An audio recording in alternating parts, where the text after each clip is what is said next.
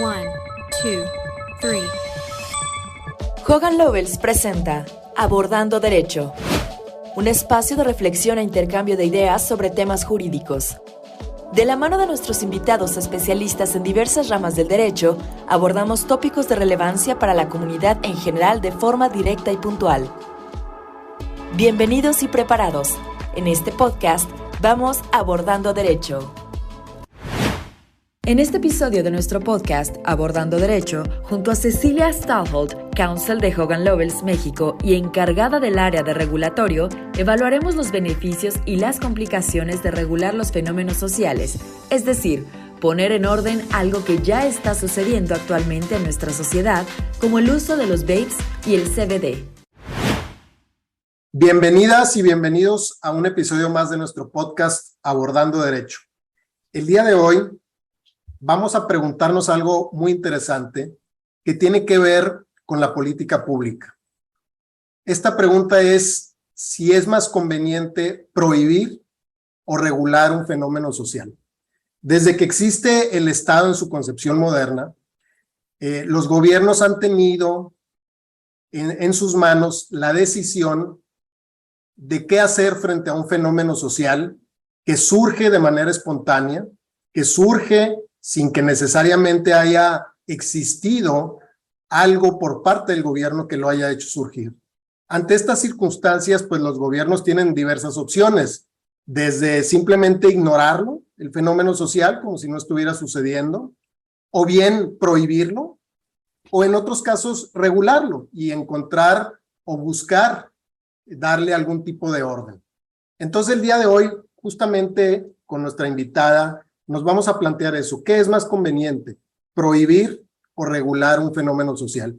Y específicamente vamos a abordar dos temas. Uno es el de los vapes o vapeadores o cigarros electrónicos y el otro es el del cannabis. Para abordar estos temas, nuestra invitada del día de hoy es Cecilia Stalholt. Cecilia es counsel en el despacho, en Hogan Lovells, en la oficina de México. Ella tiene más de 15 años de experiencia, es egresada de la Universidad Anáhuac del Norte en la Ciudad de México y su experiencia profesional se centra precisamente en el derecho regulatorio y muy específicamente se especializa en derecho sanitario, regulación de alimentos, nuevas tecnologías y desde luego medicamentos y algunas de estas drogas como la cannabis. Pues estamos muy contentos de recibir el día de hoy a Cecilia. Cecilia, bienvenida. Muchas gracias, Alejandro. La verdad es que me da muchísimo gusto estar aquí contigo, con tu auditorio y sobre todo platicar de este tema que, como dices, es interesantísimo y eso es ahí un reto interesante. Pues mira, ¿qué te parece si empezamos por el tema de los famosos vapes? Recuerdo que hace relativamente poco se emitió un decreto que obviamente fue muy discutido a nivel público, y que tiene que ver precisamente con una prohibición gubernamental sobre estos famosos vapeadores o cigarros electrónicos. Sé que tienen distintas formas. Entonces, ¿por qué no nos platicas primero de este fenómeno en específico, Cecilia? Sí, como dices, el 31 de mayo de este año se publicó un decreto en el que de manera general la Secretaría de Salud y el gobierno dicen, oye, ya no puedes importar, comercializar, llevar a cabo ningún tipo de actividad relacionada con cigarros electrónicos, sistemas de administración de nicotina o vapeadores, ¿no? Que son los que más conocemos o los que la gente ha visto en los últimos meses en el mercado. Pero esto no fue un hecho aislado, no es que un día el gobierno decidió prohibirlos de la nada, sino ya era un tema que venía empujando desde 2019-2020 en que hubo varias prohibiciones para la prohibición de este tipo de sistemas. Entonces, realmente no es un tema que surgió de la nada por un simple capricho del gobierno, sino ha habido diversos factores que con mucho gusto podemos platicar ahorita, que llevaron a la publicación de este decreto, que sí, sinceramente es un decreto muy escueto, muy general y que no aterriza algo que se tendrá que haber aterrizado como una regulación. Gracias, Cecilia. Oye, platícanos un poquito desde el punto de vista técnico acerca de este decreto. ¿Qué es lo que ofrece? ¿De qué adolece? ¿Cuáles son tus opiniones? Y sobre todo, pues, a algunos meses de que el decreto ya fue publicado, pues, ¿cuál ha sido el efecto desde el punto de vista jurídico? Mira, el decreto es un decreto muy sencillo que consta de 2 artículos. El primer artículo lo que nos va a decir es: queda completamente prohibido llevar a cabo cualquier tipo de actividad relacionada a cigarros electrónicos en sus distintas denominaciones. Que ese es el primer error. Tú no puedes, y enlista las denominaciones, ¿no? Que en algunos casos sí están definidas por regulaciones secundarias, en otros casos, como vapeadores, no existe una definición para vapeadores. Entonces, ese es el primer error. Oye, ¿qué entra ahí? ¿Qué es lo que realmente está prohibido? O sea, tú tendrás la obligación de haber enlistado no solamente qué vas a prohibir de manera expresa, sino definir el alcance de esos productos. Esa es la primera. Y la segunda es un artículo que te dice: el que incumpla con este decreto estará sujeto a las sanciones que se establezcan en las regulaciones correspondientes. ¿Y cuáles son esas sanciones? ¿Cuáles son las regulaciones correspondientes? Entonces, es lo que nosotros llamamos una norma imperfecta, en el sentido de decir: oye, bueno, igual yo sigo vendiendo, porque realmente, ¿cuál va a ser mi sanción? ¿En qué norma está? ¿O con base a qué me vas a iniciar un procedimiento? ¿Me vas a prohibir que venda ya de manera en el día a día, no?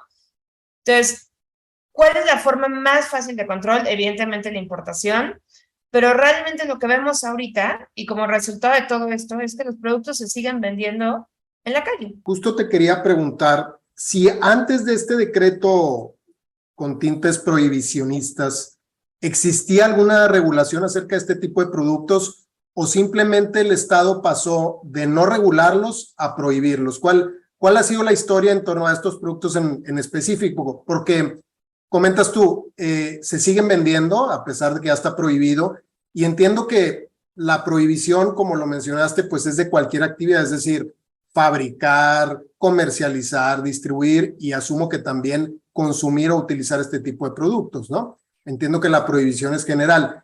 Entonces, ¿pasamos de cero a una prohibición, o pasamos de productos que antes estaban permitidos y regulados ahora a estar prohibidos? Mira, nada más ahí voy a acotar: no está prohibido su uso, el uso está permitido. La forma en la que el gobierno controla esto es con los espacios libres de humo, ¿no? Que eso ya están regulados desde hace mucho tiempo, los restaurantes, hoteles, etcétera, donde puedes fumar o no. Eso, digo, ya es un tema aparte. En el tema de los vapes, ya habrá otros temas en que sí, el consumo sí está restringido. Respondiendo a tu pregunta, de manera específica, siempre han estado prohibidos.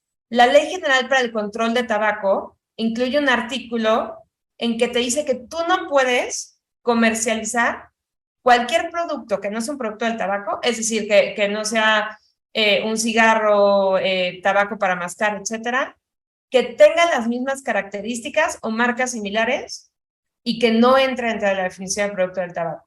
Entonces, cualquier cosa que vendas parecida a un producto del tabaco y que no entre en esta definición, estaba prohibida. Ese fue el primer reto que se enfrentaron muchas empresas cuando quisieron vender este tipo de productos. Y fueron empresas muy, muy grandes que dijeron: oye, yo quiero cumplir con todo, yo no voy a vender ni en el mercado negro, ni mucho menos. Yo realmente quiero que o modifiques la ley para que yo pueda entrar ahí, o que me dejes vender con las restricciones que tú quieras. Y ese fue el primer pronunciamiento por parte de la autoridad, de decir: oye, no vas a vender.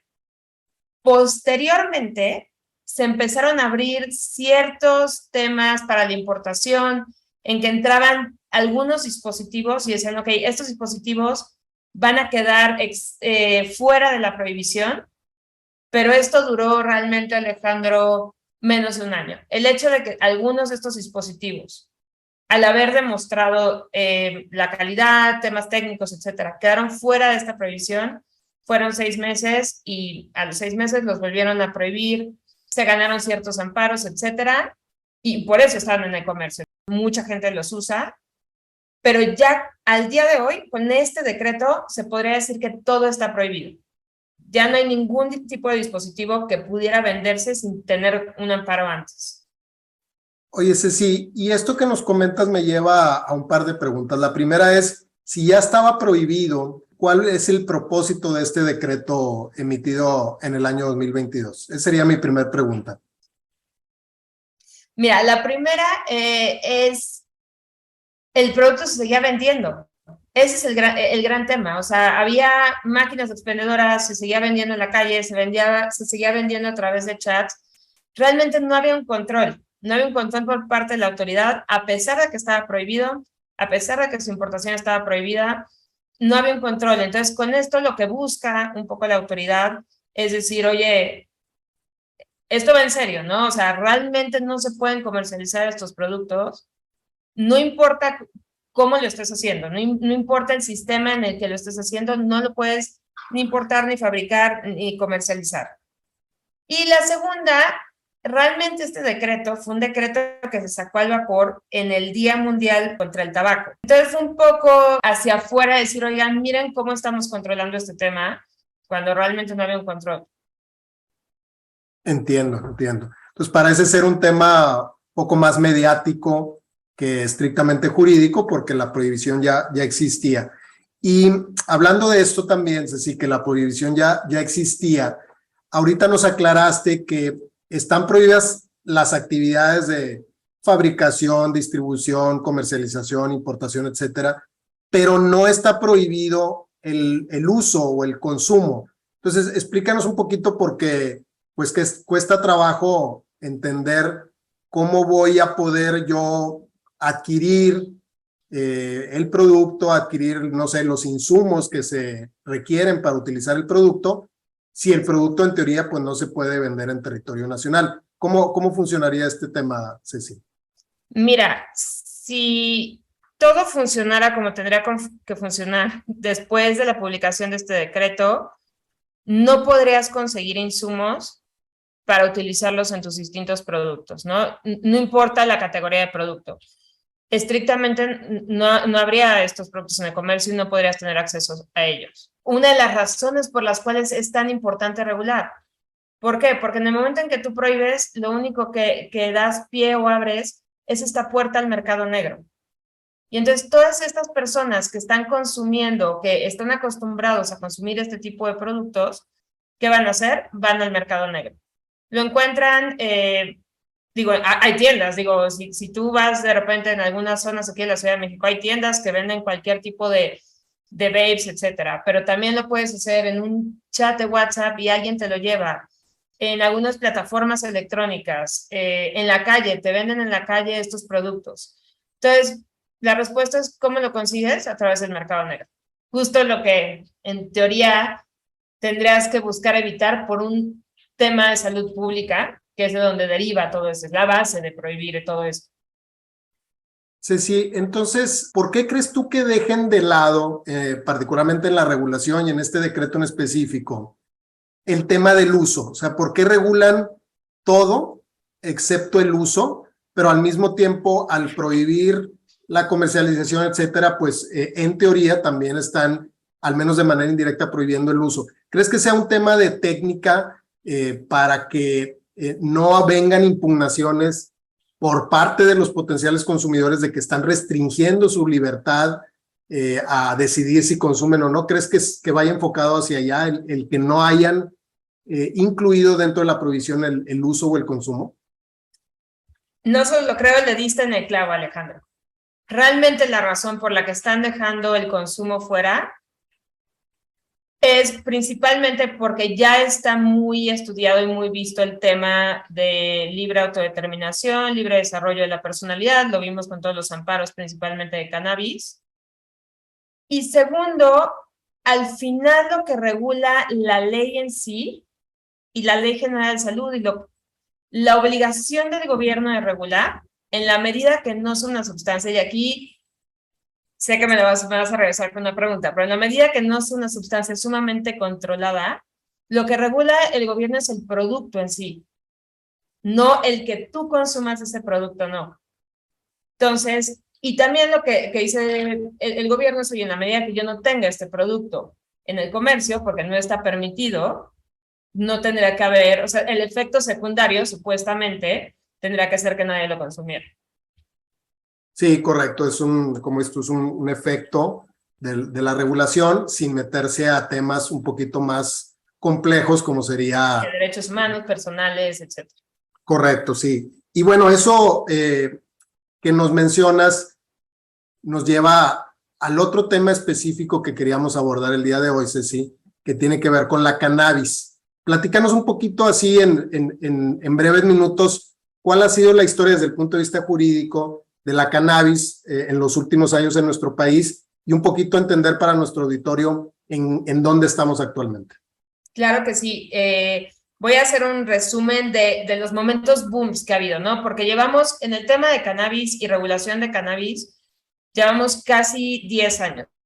El primer caso fue en 2015 y fue lo que dio inicio, en mi opinión, a toda esta cascada de eventos que han venido sucediendo. Es el caso de una niña que se llama Grace, que tenía una condición física muy particular en la que tenía unos ataques de epilepsia por segundo o por minuto. Entonces, los papás lo que necesitaban era importar un aceite de cannabis para tratar su condición. Y en el 2015 se logró importar este aceite de cannabis después de, una pelea impresionante, pero fue el primer gran logro y es la primera vez que se tuvo en México el uso medicinal de cannabis. Ni siquiera se estaba importando para uso personal ni de otro tipo, ¿no? Era un uso medicinal para esta niña en particular. Ese mismo año hay otro gran logro, por decirlo de esta forma, de una asociación que se llama SMART, de la cual uno de nuestros socios en el despacho es parte, y se da una autorización, se gana un amparo, y como consecuencia de este amparo, 4 personas que eran miembros de esta asociación, se les permite el consumo y el sembrar cannabis para uso personal. Y justo esa es la base de lo que platicábamos ahorita. ¿Por qué se gana este amparo? ¿Cómo se gana este amparo? Justo por este principio de libre autodeterminación y de desarrollo libre de la personalidad, ¿no? Entonces, se hace todo un análisis de por qué la prohibición no iba a superar estos test de proporcionalidad de sí. A ver, podía ser una medida idónea, pero no necesariamente existía la necesidad de tenerla, o esta prohibición existía la necesidad, ni la proporcionalidad, ¿no? Al momento de prohibirla a ese grado. Y de 2015 a 2016, este es el segundo gran evento que se da y en ese momento todo el mundo creía que iba a poder consumir, así como estas 4 personas, ya todo el mundo iba a poder obtener sus amparos. De 2015 a 2016 se presentan alrededor de 11 propuestas legislativas para regularlo. Al día de hoy, nada más para que tengan una idea, hay alrededor de 22. Y es en 2017 que se logra modificar la Ley General de Salud y suceden 2 cosas. Primero, se saca al THC en menos de 1% de concentración de esta clasificación como un producto controlado y se vuelve un producto industrial. Y ahorita vamos a ir a ese tema, porque es todo el tema del CBD. Lo que ahorita nosotros vemos como el gran logro de, no, en México claro que se vende cannabis y hay productos con cannabis, no, hay productos con CBD. ¿Por qué? Porque tiene una concentración menor a 1% de THC, pero ese fue uno de los grandes logros en ese momento. Y se modifica la Ley General de Salud para reclasificar al cannabis en sus diferentes concentraciones y categorías. Ese mismo año se emiten unos lineamientos y un proyecto de reglamento que lo que buscaba era justo ya tener una regulación para poder no solamente consumir cannabis para uso personal, sino para uso industrial, para uso medicinal, todas las diferentes categorías de uso que se le podía dar al cannabis y a los derivados de cannabis. Eso es lo que se buscaba con esta regulación y estos lineamientos. Desafortunadamente los lineamientos sí se publican, pero en 2018, con el cambio de gobierno y después cambio de administración interna dentro de la COFEPRIS, lo que sucede es que se revocan estos lineamientos. Entonces, otra vez nos quedamos un poco sin nada de decir, oye, bueno, ¿y ahora qué pasa con estos productos que ya empezaban a entrar al mercado? ¿Cómo da certidumbre de qué se puede vender o qué no se puede vender?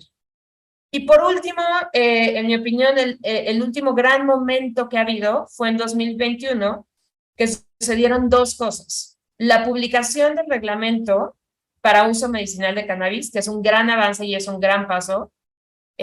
Mucha gente va a decir, oye, falta mucho. Bueno, sí, falta mucho, pero esto ya es un gran avance en que por lo menos tenemos una regulación para uso medicinal, investigación, uso clínico del cannabis y la declaratoria de constitucionalidad. Y con esta declaratoria de constitucionalidad es lo que muchos hemos escuchado del famoso permiso para uso personal. Como consecuencia de esta declaratoria de constitucionalidad, lo que surgió fue el que tú puedas acudir a la COFEPRIS a solicitar un permiso para uso personal de cannabis. Tiene muchos retos, muchas veces no contestan, entonces te tienes que ir a otras vías ya judiciales, pero bueno, es otro gran avance, por lo menos en estas dos esferas que son completamente distintas, ¿no? El uso personal, pero también el uso medicinal. Entonces, eso es como en resumen lo que ha pasado en los últimos 10 años. Muchas gracias, Ceci, súper interesante. Oye, y un poquito nomás así como en síntesis, como nos indicas ya, para el uso personal o recreativo, creo que ya están ahí las bases sentadas, pero ¿qué pasa con lo que es el sembrar, el cosechar, el comercializar, ese otro tipo de actividades? ¿En qué estatus están? Es una excelente pregunta, Alejandro, y lo voy a enfocar otra vez en estas dos actividades, ¿no? Para el tema de uso medicinal, falta la publicación de diversas regulaciones secundarias para que justo se pueda empezar a sembrar, desarrollar tecnologías, tener plantas, etcétera, para el crecimiento y fabricación, cosecha, etcétera, de cannabis, pero exclusivamente para uso medicinal o para uso de investigación clínica, etcétera. Esa va a ser una fase. Estamos todavía en la publicación de las reglamentaciones secundarias, normas oficiales mexicanas, etcétera. Ahora viene la parte interesante, la declaratoria de constitucionalidad y de uso personal, ¿no? Con estos permisos. El gran tema es, oye, ¿dónde la compras? Ya tienes permiso para utilizarla, pero ¿dónde la compras? ¿Dónde está comprando toda esta gente que tiene los permisos? ¿La tiene sembrada en su jardín? ¿Eso es legal o no es legal? ¿Le está comprando de quién? Sí, técnicamente no está permitido en México. Entonces, otra vez nos encontramos con una pantalla o nos encontramos dando vueltas dentro de estas posibles no regulaciones o posibles permisos que en la práctica no sirven de mucho. Entiendo. Entonces pasa de forma parecida a los vapes que ahora se están prohibiendo. Exacto. Donde el uso o el consumo personal pudiera estar permitido, pero en teoría no puede existir un mercado porque el resto de las actividades están prohibidas. Ceci, si te parece, vamos a tomar una pequeña pausa. Abordando Derecho. Siempre acostumbramos a hacerle algún tipo de pregunta un poquito más de corte personal a todos nuestros invitados para pues que el público conozca un poquito más de ustedes, ¿no? Y en particular contigo me gustaría platicar acerca del Comité Pride de Hogan Lovells.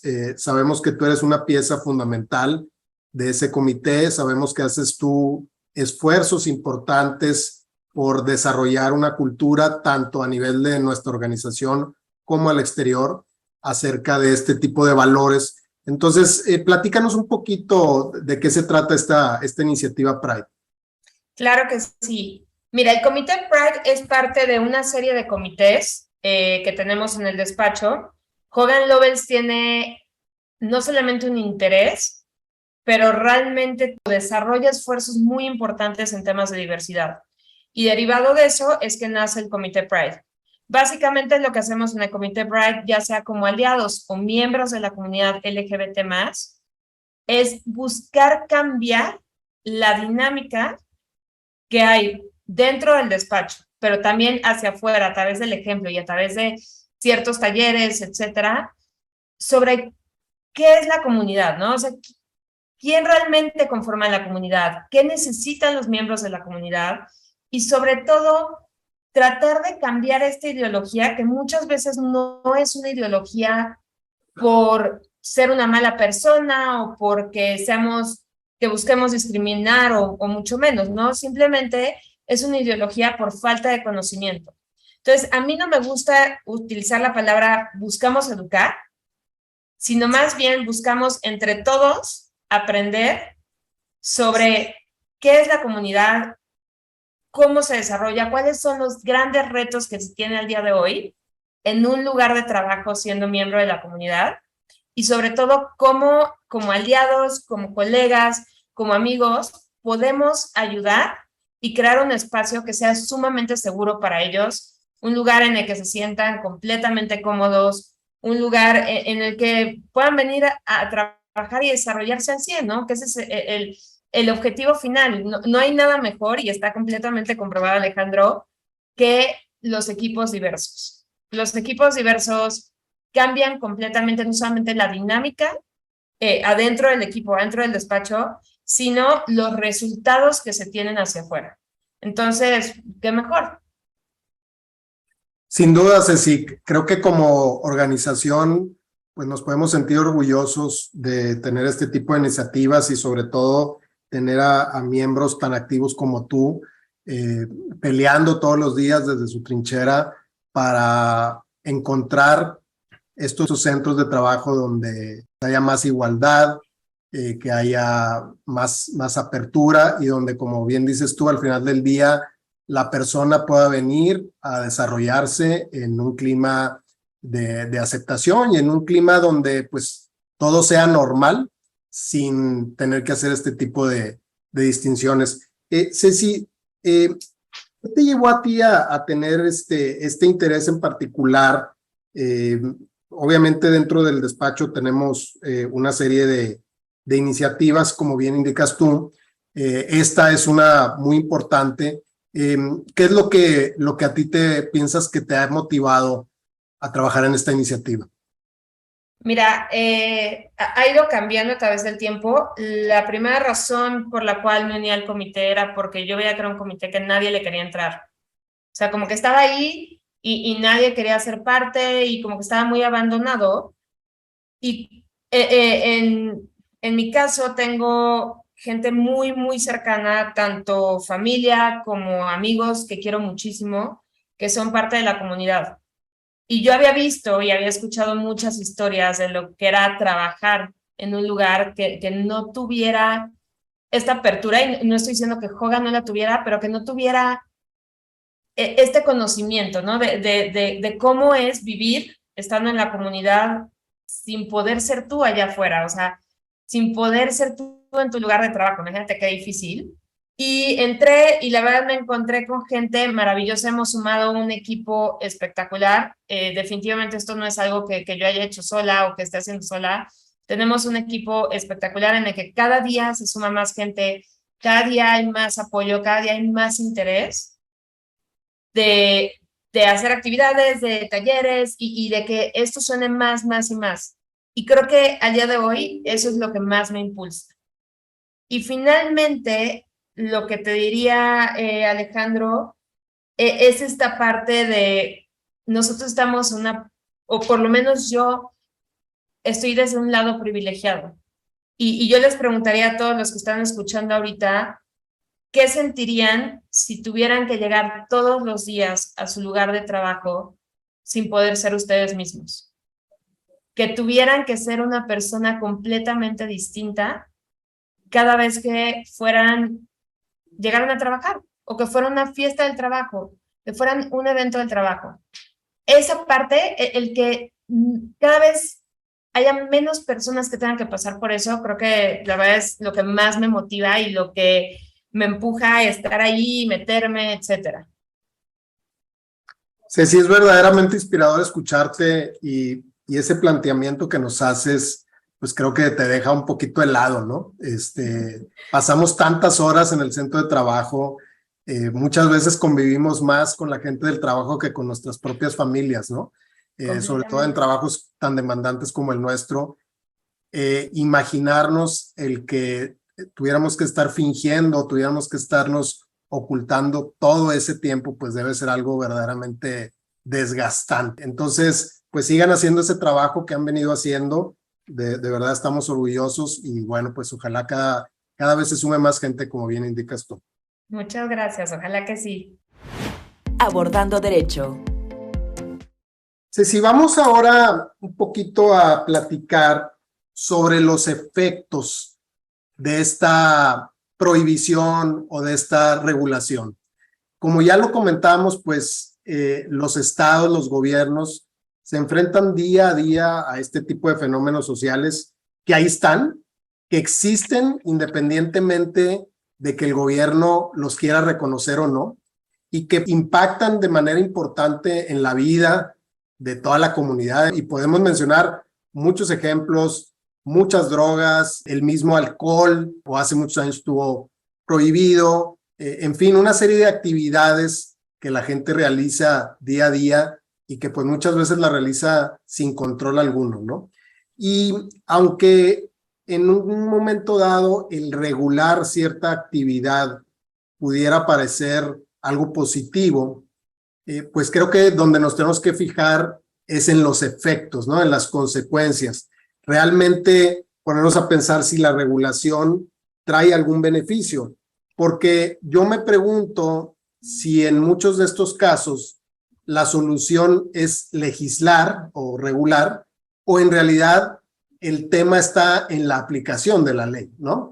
Porque como bien indicaste tú, en el caso de los vapes, pues en teoría desde el mes de marzo del 2022 en México está prohibido todas estas actividades y sin embargo se siguen realizando, ¿no? Y se siguen realizando desde luego fuera del marco de la ley. Entonces, pues en teoría si está prohibido, pues con la aplicación de esta normatividad, el fenómeno simplemente no debiera estar sucediendo y sin embargo sucede. Entonces, Ceci, ya nos platicaste un poquito del estatus de los vapes, de los cigarros electrónicos, ya nos platicaste del estatus de la cannabis, el consumo de la marihuana.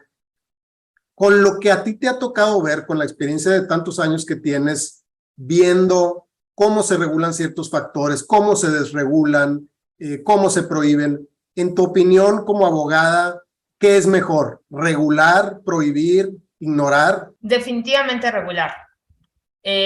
Prohibir no es una solución y lo hemos visto a través de los años y ahorita les voy a dar ahí un dato histórico interesante que demuestra por qué prohibir ya debimos de habernos dado cuenta a esas alturas, por qué no funciona. Y bueno, el ignorar es lo que está pasando ahorita, ¿no? O sea, no sirve de nada tener algo, un decreto, lo que sea, y taparme los ojos y ya fingir que no está pasando nada. Y más cuando hablamos, lo decías muy bien ahorita, Alejandro, son temas que afectan la vida y la salud de la población. Entonces no estás jugando con cualquier cosa, no estás hablando, oye, tal vez una regulación de, no sé, dónde vas a poner una banqueta, dónde no vas a poner una banqueta, ¿no? Estás hablando de temas sumamente sensibles que pueden causar a largo plazo o a muy corto plazo un daño irreversible para la salud. Sí, fíjate que yo me pregunto en la actividad gubernamental, en la actividad legislativa, si quienes están se cuestionan sobre la responsabilidad del Estado en estos casos, ¿no? O sea, al final del día, como dices tú, lo que haga o deje de hacer el Estado, el gobierno, va a impactar de manera importante a la población, ¿no? Entonces, viéndolo desde el punto de vista jurídico, pues, ¿qué es mejor? ¿Simplemente no regular? ¿O qué es mejor? Simplemente prohibir.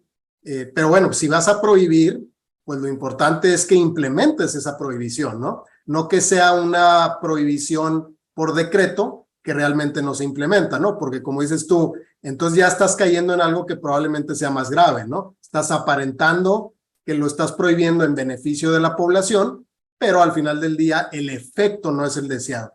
Entonces, platícanos un poquito, Ceci, sobre los efectos. ¿Qué es lo que tú has visto en otras jurisdicciones? Porque sé que trabajas no solo en México, sino en otras jurisdicciones. ¿Qué es lo que has visto tú? ¿Qué es lo que funciona en cuanto a regulación, por ejemplo, de vapes o, por ejemplo, en el tema de la marihuana, que en otros países y, bueno, marcadamente en nuestro país vecino del norte donde pues ha habido una liberación importante al respecto. ¿Qué es lo que has visto tú que funciona más? Claro que sí. Mira, primero voy a empezar por un dato cultural histórico de nuestro país. Muy poca gente sabe que en 1940, con Lázaro Cárdenas, se publicó un reglamento de toxicomanías. ¿Y qué buscaba este reglamento? El reglamento lo que buscaba era dejar de catalogar a la gente que tuviera algún tipo de adicción como un drogadicto o un criminal y lo categorizaba como un enfermo. Entonces, con esto se abrieron una serie de establecimientos que se conocen como dispensarios. Esa palabra la van a escuchar mucho ahorita porque en Estados Unidos, donde se vende el cannabis, son los dispensarios, los famosos dispensarios. Eso ya existía en México. En la Ciudad de México se abrieron varios y lo que se vendía era cualquier tipo de droga, ¿no? A la que estas personas fueran adictos. ¿Con qué fin? Se vendía a un precio mucho más bajo y además se tenía un control de la calidad del producto y pureza que se estaba dando a estos consumidores. ¿Qué se logró? La verdad es que es un reglamento que duró muy poco en vigor y su aplicación fue únicamente de 5 meses, pero se comprobó con eso que el mercado negro había bajado, que el crimen había bajado, pero sobre todo que le estabas dando a los consumidores o a los pacientes drogas, y va a sonar, digo, mucha gente estaría de acuerdo conmigo, pero drogas de calidad. Es decir, por lo menos estabas garantizando que lo que esa persona se estaba consumiendo fuera una droga, pero una droga que cumplía con ciertos estándares de calidad y no se estaba metiendo quién sabe qué químico, ¿no? Quién sabe qué clase de mezcla estaban dando. Entonces, ahora, si llevamos eso al tema de Estados Unidos y Canadá, principalmente por lo que respecta a cannabis, eso es lo que buscó el gobierno de Estados Unidos y de Canadá. Al decir, oye, si yo regulo, ¿qué es lo que voy a conseguir? Voy a sacar, no completamente del mercado, porque tendríamos que ser sumamente naivos o inocentes para creer que va a dejar de existir el mercado negro, pero sí puedo controlar gran parte de ese mercado. Entonces, ¿qué voy a hacer? Voy a controlar de dónde viene el producto, qué producto es en sus diferentes categorías, cómo son esas mezclas, quiénes son las personas que están haciendo estas mezclas, de dónde lo están adquiriendo, cuál es la fuente, a quién se lo estás dando. Eso es muy importante. ¿Qué pasa? Oye, en Estados Unidos tienes que tener cierto límite de edad para que tú puedas llegar a un dispensario a comprarlo. Y dependerá del estado, ¿no? Hay estados en que únicamente si tú tienes ciertas condiciones vas a poder llegar a comprar. Hay otros que es mucho más libre. Pero entonces, ¿qué empiezas a garantizar? Que las personas a las que les va a llegar ese producto va a llegar en ciertos estándares de calidad, de una fuente controlada y que va a estar dirigido a una población que ya tiene madurez tanto a nivel física como mental, para poder tomar la decisión de consumir estos productos. Lo mismo pasa con los vapes.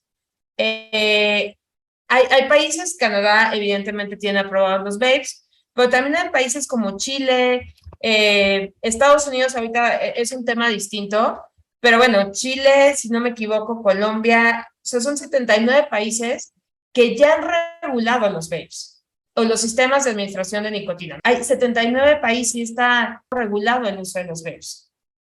Ahora, ¿qué hizo Estados Unidos? Estados Unidos hizo, en mi opinión, una de las cosas más inteligentes. Es decir, mandó a llamar a todos los productores de vapes o de sistemas de administración de nicotina o cigarros electrónicos y les dijo, vengan, demuéstrenme que su producto es seguro, que su producto puede ser consumido por un mayor de edad, que su producto, en algunos casos, el daño que puede ocasionar es menor que el del tabaco. Ustedes demuéstrenme por qué yo tendría que confiar y podría permitir que se venda su producto.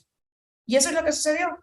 Llegó una serie de empresas, se presentó con la FDA y la FDA fue tú sí pasas y no pasas.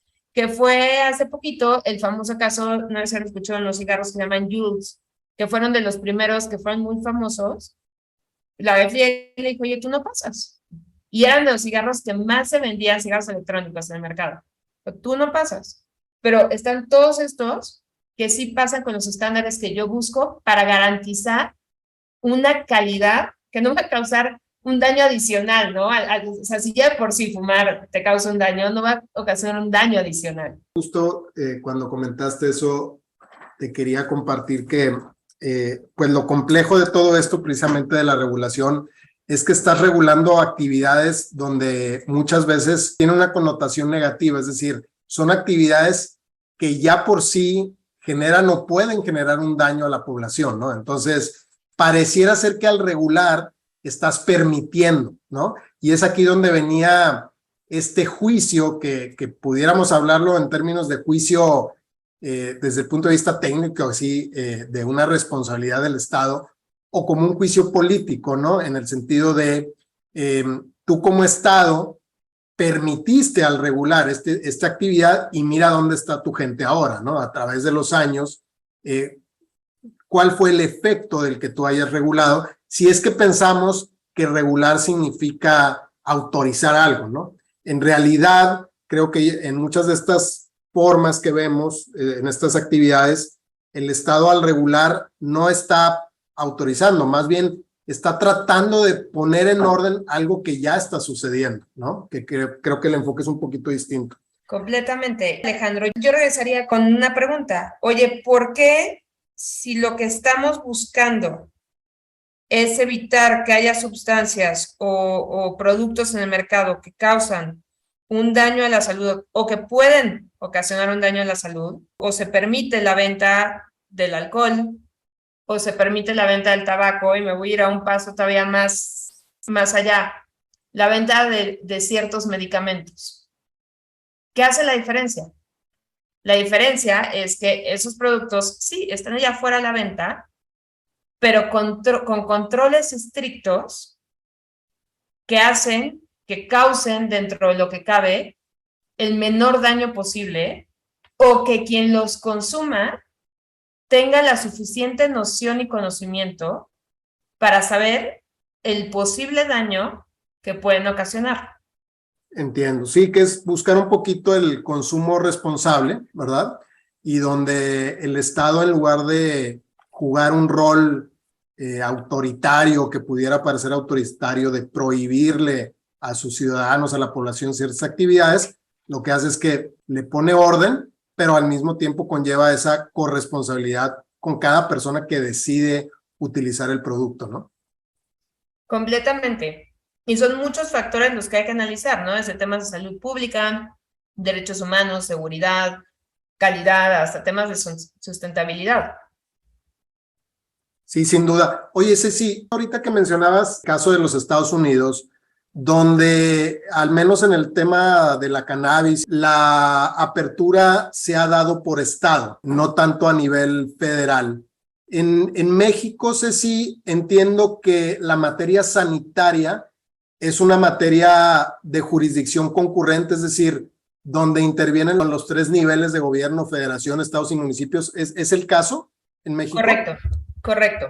Okay. Pero realmente las regulaciones que tenemos para ese tipo de temas son a nivel federal. Oye, Ceci, viendo la experiencia en otros países, y no sé si esto es algo que ustedes hayan analizado, pero ¿existiría en nuestro país la posibilidad de que estas reformas o estos cambios, que serían pues cambios radicales de timón, se pudieran dar desde la esfera estatal? No, la verdad es que lo vemos muy difícil. No te digo que es un tema imposible, ni mucho menos, y lo hemos visto con otros, sobre todo de temas de servicios de salud. Y voy a poner el caso en particular, por ejemplo, temas de interrupción del embarazo, de cómo se ha podido dar la regulación a nivel local en este tipo de temas en particular. Trata de regulación de productos, etcétera. La verdad, difícilmente vería por dónde. Entiendo. Gracias, Ceci. Oye, Ceci, nos ha quedado muy clara tu postura sobre la conveniencia de regular en lugar de prohibir, y los efectos que se tienen, porque como lo hemos comentado de manera insistente durante este episodio, prohibir conlleva una serie de actividades, no es nada más prohibir en el papel, sino que hay que hacer valer esa prohibición, cosa que a veces se constituye como el mayor de los retos. Nos gustaría desde luego que nos acompañaras en otro episodio o en muchos más episodios, porque ciertamente a lo que tú te dedicas lo que ves en tu día a día, pues es súper interesante cómo se van modificando las legislaciones, cómo van modificándose las políticas públicas respecto de ciertos temas. Si nos pudieras dejar, Ceci, algunos temas que tú estés viendo, que también estén próximos a entrar en una fase de regulación o desafortunadamente en una fase de prohibición, y que son temas que seguramente a todos nos pueden interesar. ¿Acerca de qué nos platicarías? Mira, hay muchísimos temas en el tintero, efectivamente. Creo que dentro de los más interesantes, uno, bueno, seguiríamos con la política de regulación de drogas, ¿no? Porque no se queda únicamente en cannabis, sino va mucho más allá, digo, en la amapola, etcétera. Pero en otros temas un poco distintos, creo que yo me enfocaría en temas de tecnología, en cómo la tecnología ya nos rebasó y la regulación en México no está lista para recibir esa tecnología. Entonces, temas tan comunes como los que vemos todos los días nosotros de consultas por telemedicina, uso de relojes inteligentes, uso de ciertos dispositivos de medición intraoculares, etcétera, que la verdad es que la regulación mexicana no tiene un soporte para autorizarlos, pero no nos podemos quedar justo en esta parte de, oye, como yo no he desarrollado mi legislación, entonces te los voy a prohibir. Es más bien, volvemos a lo mismo, ¿cómo vamos a regular estas nuevas tecnologías en temas principalmente de prestaciones de servicios médicos y de dispositivos médicos? Y por último, y va un poco por la misma línea, es un tema que a mí me parece interesantísimo y no es tan conocido, que es la medicina personalizada. Y es cómo a través de la genética, cómo a través de las células, cómo a través del ADN, etcétera, vamos a desarrollar temas de salud. Necesitamos estar listos para eso, porque ya está aquí a la vuelta de la esquina. Ya es un tema que se ve en muchísimos lugares y nuestra regulación, de nuevo, nuestro sistema jurídico, nuestras autoridades, etcétera, no están listos para poder implementar esta tecnología. Y eso es literal la medicina del futuro, por más futurista o que suene, pero es la medicina del futuro, así nos van a tratar, así nos van a administrar medicamentos y sobre todo así van a desarrollar los medicamentos las grandes farmacéuticas. Entonces, creo que esos serían como los tres temas que vienen muy fuertes y que sinceramente no considero que estemos listos y que además en algunos casos, si no es que en la mayoría, pudiera entenderse como que están prohibidos.